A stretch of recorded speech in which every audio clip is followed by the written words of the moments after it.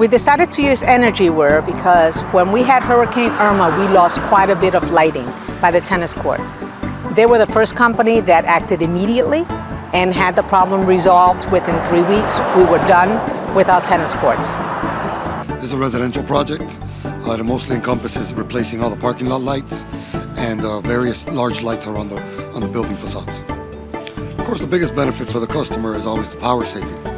And then there's also the benefit of they're virtually maintenance-free. You don't have to replace any parts, so it's better for the environment. And it's just a lot cleaner light. It's better. Well, before we decided to change the lighting, we were having complaints that there was a lot of dark areas. People felt insecure going out. Females, we have a lot of single mothers, and they were a little nervous.